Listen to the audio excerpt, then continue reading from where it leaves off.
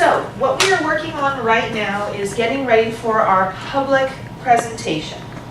Now, some of you are going to be memorizing your lines, but when you are doing public speaking, very few people are prepared, comfortable. Remember, we've talked about fear of public speaking. Not many people are comfortable enough to get up and wing it.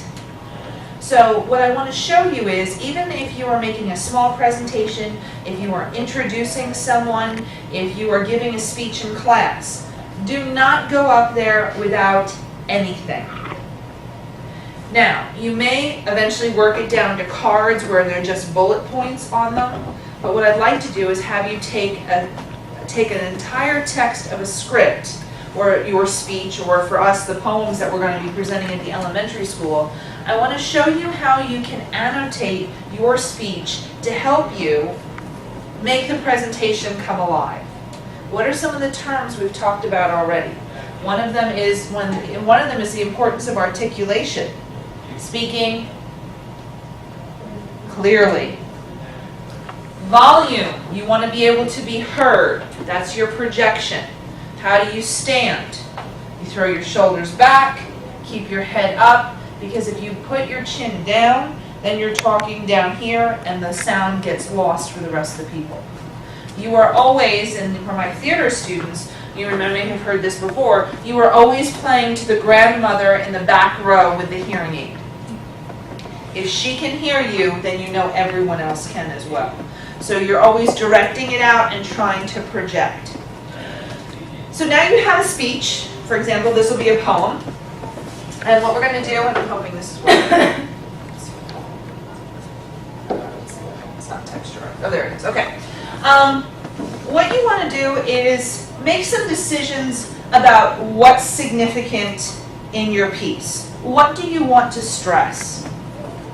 So, for example, we're just going to do the first 3 stanzas. I'll sing you a story of a silly young king who played with the world at the end of a string, but he only loved one single thing, and that was just a peanut butter sandwich.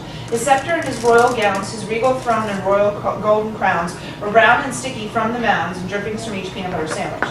His subjects all were silly fools, for he had passed a royal rule that all that they could learn in school was how to make a peanut butter sandwich. All right, now, if I'm doing a poetry class, I am teaching you the rhyme scheme. Even if it's a speech, a spoken speech, you still want to be able to present it so that it's pleasing to the ear. My AP students, we've read Dr. Martin Luther King's speech, I Have a Dream. It is as much a work of poetry as anything I've ever read. And it is repeated, played over, retaught because it is so well written. Unfortunately, the video footage we have of him actually presenting the speech is really sort of broken. But to see him speak it live and to wait for the applause is again something, it was a magical moment in history. But it wasn't just because of the way he presented it, it was also because of the way it was written. Combination of the two. I'll sing you a poem of a silly young who played with the world at the end of a string. He only wanted one single, and that was just a peanut butter sandwich. Okay, now you know how to do this next, right? Gowns, crowns, mounds. C, C, C, B. Next. Rules, school, sandwich. All right. So if you had to pick something that was really important, how would you pick it? What's really important? Okay. Well, and we're going to talk about how you can flow into that pieces. But if I had to pick one thing to stress out of those 3 stanzas, what would I pick? Peanut butter sandwich. How do you guess that? Because it's repeated. It's repeated. And so when you repeat things, like in I Have a Dream, I have a dream, I have a dream. Okay.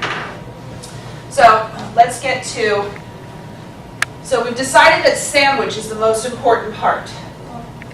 So what I want to look at is how do we take, let's look for some other poetic devices first. All right, so we've decided that peanut butter sandwich will go is the most important.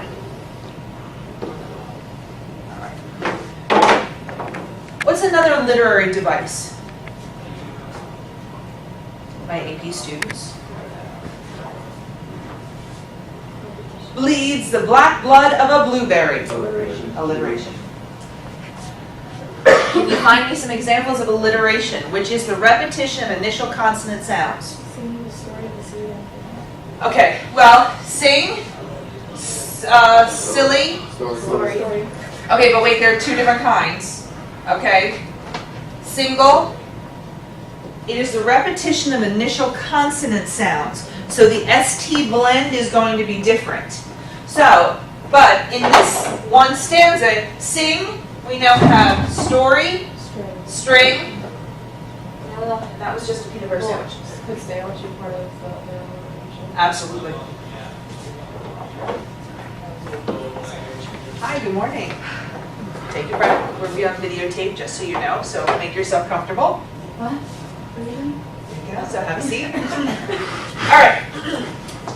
So, when you say, I'll sing you the story of a silly young king who played with the world, who played with the world at the end of a string, but he only loved one single thing, and that was just a peanut butter sandwich.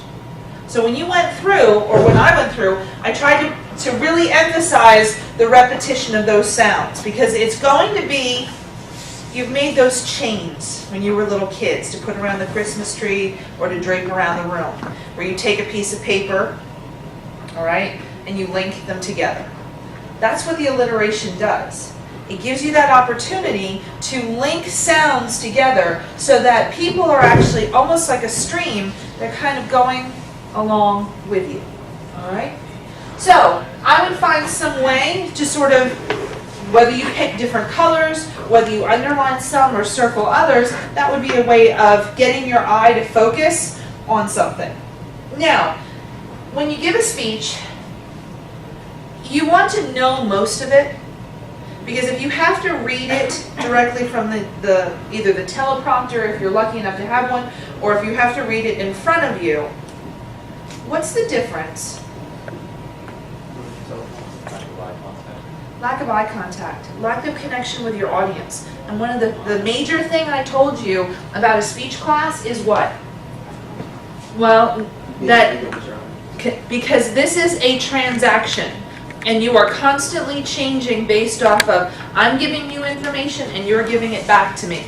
It is a constant flow back and forth between the two of us. And if I'm reciting it looking down, I have cut off that connection from you. All right? Which means you lose out and I lose out.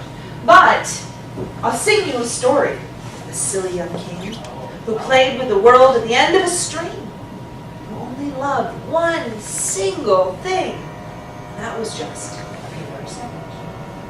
But now you have to come up with your own sort of technique. Why don't we look at the next stanza for this? His scepter and his royal gowns, his regal throne and golden crowns. I can see where I would get that messed up. Do you see where that a potential stumbling block? Were brown and sticky from the mounds and drippings of each peanut butter sandwich. Now, if I want to do this is already broken up for me very nicely into stanzas. Because I would say, his scepter and his royal crowns, his regal throne and royal golden crowns, were brown and sticky from the mounds and drippings from each peanut butter sandwich. I'm going to put another mark there. What did that mark mean? A pause. Okay? One beat is all it takes. One beat. Because otherwise it just reads, his scepter and his royal gowns, his regal throne and golden crowns were brown and sticky from the mounds and drippings from each peanut butter sandwich. Now, remember the unicorn poem that we did, or I read for you? It actually says cats and rats and elephants, and it's all one word pushed together. Cats and rats and elephants. Because they want you to do it. He wanted you to lyrically to hear it that way. You may make a choice where you don't put any pauses in. Say I want to speed it up. His subjects all were silly fools, for he had passed a royal rule that all that you could learn in school was how to make a peanut butter sandwich. So, because if sandwich is my most important thing, I get the repetition, which is important. But now I want to Speed it up. Okay. Maybe put an arrow there. And if you think it's exceptionally important, let me see.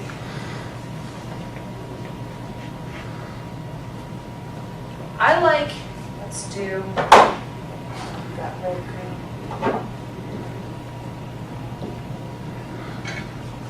I like, for his subjects all were silly fools, for he had passed a royal rule. Okay? Maybe find a way, overemphasize those two words. Find a way to mark your text so that it engages when you're reading through, because you're going to rehearse it, and you're going to rehearse it a couple of times. So as you rehearse it, you're going to forget, hey, you know what? I really liked it the third time I said how to make a peanut butter sandwich. Because for whatever reason I've said, and that was just a peanut butter sandwich. So I want to say it really slow the first time. I want to pause between drippings from each peanut butter sandwich. But the last one was how to make the peanut butter sandwich. And then find a way to, because you're saying the same thing over and over again, so how do you make it engaging and interesting to your audience? You know you're going to end all the stanzas, it's a 2-page poem, with peanut butter sandwich. But how are you going to then turn it around and make it engaging and interesting for your audience? So that's the activity that you're going to be working on today in terms of, or taking your poem now that you've decided it. How do you want to recite it? Shel Silverstein is also famous for his onomatopoeias. What is an onomatopoeia? And if you had me in regular English class, what are you supposed to do when I say onomatopoeia?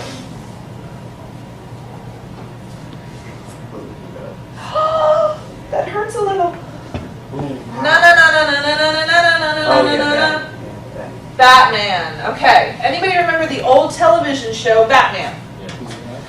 He has pow, kerplat, just like in the comic books. So when you think onomatopoeias are words that are meant to repeat sounds or mimic sounds. So in this poem, for example, and you heard him speak it just the other day, onomatopoeias. Let's do banged, knocked,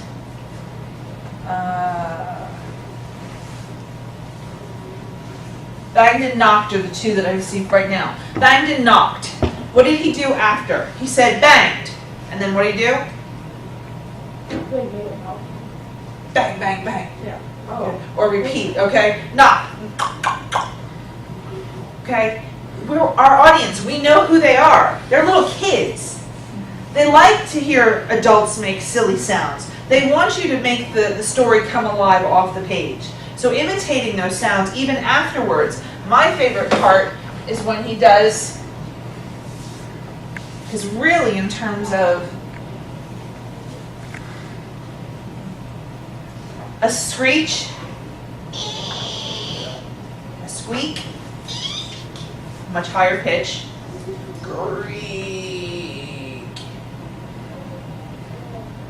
What was that's the? What was the second? Is the second one? The second one, the crack. Crack. Where do you see it? On the second. Until crack, oh Yeah. joy. A puff of dust. I love that. That was my favorite. All right. So I'm not telling you if you choose this one that you have to do or imitate these sounds, but I think when you listen to it, you really enjoyed it. So we were talking screech. Whoops. Sorry. Screech, squeak, crack. Okay. But and then also changing. How about or however you want to do it. It could be a high, squeaky girl voice. It doesn't matter. He doesn't strike me as an overly masculine king. So however you choose to imitate, that's where your interpretation comes in. That's what you bring to the table. That's what you bring to your presentation. Because the stories they're his, but he's given you lots of clues. When you're making your speeches for me, I'm going to ask to see your script. How much you rely on it is up to you. But when you rehearse it, it's really good because maybe you'll try it one way and go, I don't like that. Let me try it a different one. Let me see how it sounds. Because when the way you stress things can change the definition. I love you, but. I love you, but. Is that different? Potentially. How you stress it, where you pause, how you change things can change the way your audience receives your message. Okay? Any questions? All right. Ladies and gentlemen, thank you for your time today, and I hope you enjoyed the presentation.